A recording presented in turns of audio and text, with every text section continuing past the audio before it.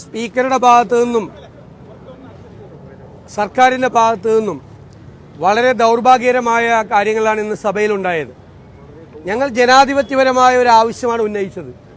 49 പ്രധാനപ്പെട്ട ചോദ്യങ്ങൾ, രാജ്യ താൽപര്യത്തെ, സംസ്ഥാന താൽപര്യത്തെ ബാധിക്കുന്ന പ്രധാനപ്പെട്ട ചോദ്യങ്ങൾ സഭയിൽ വരാൻ സ്റ്റാർഡ് ക്വസ്റ്റ്യനായി ഞങ്ങൾ കൊടുത്തപ്പോൾ മുഖ്യമന്ത്രിയുടെ ഓഫീസും സ്പീക്കറിൻ്റെ ഓഫീസും ഗൂഢാലോചന നടത്തി ആ സ്റ്റാർഡ് ക്വസ്റ്റ്യൻസ് അൺസ്റ്റാർഡ് ക്വസ്റ്റ്യൻസ് ആക്കി മാറ്റി.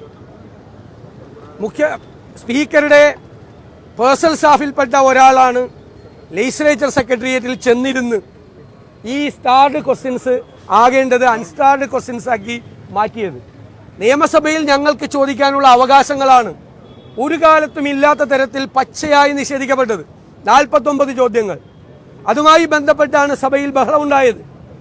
ആ ബഹളമുണ്ടായപ്പോൾ സ്പീക്കർ പ്രതിപക്ഷ നേതാവ് എന്നുള്ള നിലയിൽ അനാദരവോടുകൂടി സംസാരിച്ചു. അതിന് ഞാൻ തിരിച്ചു പറഞ്ഞു, ഒരു സ്പീക്കറും ആ കസേരയിൽ ഇരുന്നു കൊണ്ട് ഇങ്ങനെ സംസാരിച്ചിട്ടില്ല. എന്താ പറഞ്ഞതിൽ തെറ്റ്? ഏതെങ്കിലും സ്പീക്കർ ഇങ്ങനെ സംസാരിച്ചിട്ടുണ്ടോ? ഏതെങ്കിലും സ്പീക്കർ ഇങ്ങനെ ചോദിച്ചിട്ടുണ്ടോ? അതിലൊരു ഇംപ്രോപ്രൈറ്റി ഉണ്ട്. ഞാൻ എൻ്റെ പ്രൊട്ടസ്റ്റ് രജിസ്റ്റർ ചെയ്തു.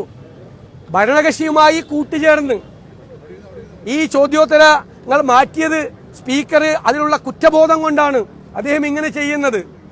അബക്കോ മതിയായിട്ടാണ് അദ്ദേഹം പെരുമാറിയത് എന്ന് പറഞ്ഞു.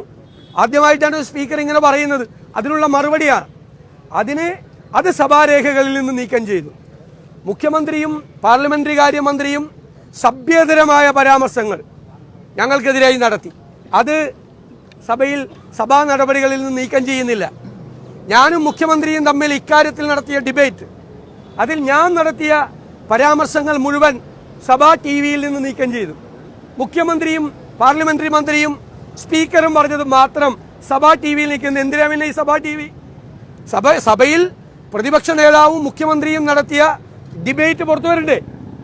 അതിൽ പ്രതിപക്ഷ നേതാവ് എന്ന നിലയിൽ ഞാൻ നടത്തിയ സംഭാഷണം മുഴുവൻ നീക്കം ചെയ്തു സഭാ ടി വിയിൽ നിന്ന്. എത്ര ഏകാധിപത്യപരമായിട്ടാണ് പ്രവർത്തിക്കുന്നത്!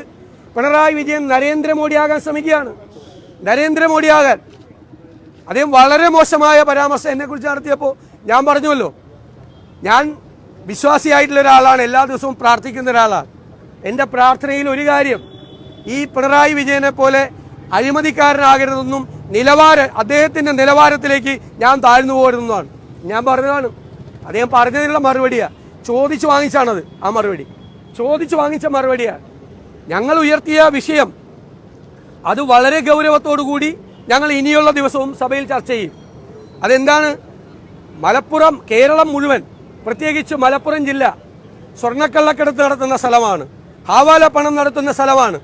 ആ പണം മുഴുവൻ രാജ്യദ്രോഹ പ്രവർത്തനത്തിന് ഉപയോഗിക്കുന്നു എന്ന് ഈ മുഖ്യമന്ത്രി ഗൂഢാലോചന നടത്തി PR ഏജൻസികളെ കൊണ്ട് ഇവിടെ പറയിപ്പിക്കാതെ ഡൽഹിയിലെ മീഡിയയിൽ മുഴുവൻ, നാഷണൽ മീഡിയയിൽ മുഴുവൻ പ്രചരിപ്പിച്ചു.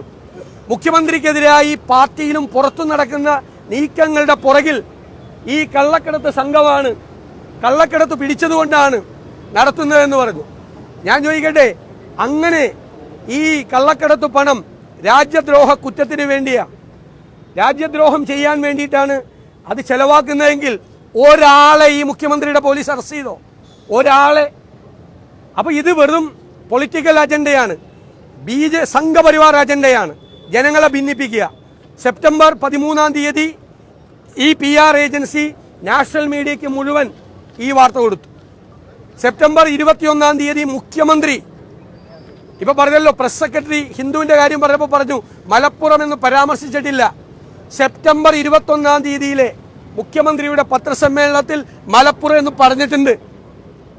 29-ാം തീയതി ഹിന്ദുവിൽ PR ഏജൻസി വഴി ഇന്റർവ്യൂ കൊടുത്തു. എന്നിട്ട് PR ഏജൻസി വളരെ മോശമായ പരാമർശങ്ങൾ കേരളത്തെക്കുറിച്ച്, പ്രത്യേകിച്ച് മലപ്പുറത്തെക്കുറിച്ച് നടത്തി. അപ്പൊ കേരളത്തെക്കുറിച്ച് വളരെ മോശമായ ഒരു ഇമേജ് ദേശീയ തലത്തിൽ ഉണ്ടാക്കുക. ഈ കള്ളക്കടത്ത് നടത്തുന്നതും ഹവാല നടത്തുന്നതും തെറ്റാണ്. അത് ഒരു കമ്മ്യൂണിറ്റി മാത്രമാണ് അത് നടത്തുന്നത് എന്ന് വരുത്തി തീർത്ത് സംഘപരിവാർ ചെയ്യുന്നത് പോലെ മതപരമായ ഭിന്നിപ്പുണ്ടാക്കാൻ പിണറായി വിജയനും കൂട്ടുകാരും ശ്രമിക്കുന്നു. അതിനാണ് PR ഏജൻസിയെ ചുമതലപ്പെടുത്തിയിരിക്കുന്നത്. അതിനെ ഞങ്ങൾ ശക്തിയായി എതിർക്കും. ഇത് കേരളത്തിന് മുഴുവൻ ദേശീയ തലത്തിൽ അപമാനമുണ്ടാക്കുന്ന ഒരു കാര്യമാണ്. ഈ 3 സ്ക്രിപ്റ്റ് 13-ാം തീയതി PR ഏജൻസി കൊടുത്തത്, 21-ാം തീയതി മുഖ്യമന്ത്രിയുടെ പത്രസമ്മേളനം, 29-ാം തീയതി ഹിന്ദുവിന് കൊടുത്ത ഇന്റർവ്യൂ, 3 സ്ക്രിപ്റ്റും ഒരു സ്ഥലത്ത് തയ്യാറാക്കിയതാണ്. അതിന്റെ പുറകിൽ ഈ വിഭജിക്കാനുള്ള അജണ്ടയാണ്. സംഘപരിവാറിന്റെ അതേ വഴികളിലൂടെ പിണറായി വിജയനും CPM-ഉം യാത്ര ചെയ്യുന്നു. അതിനെ ഞങ്ങൾ ശക്തിയായി എതിർക്കും. ഞങ്ങൾ കേരളത്തെ പ്രതിരോധിക്കും.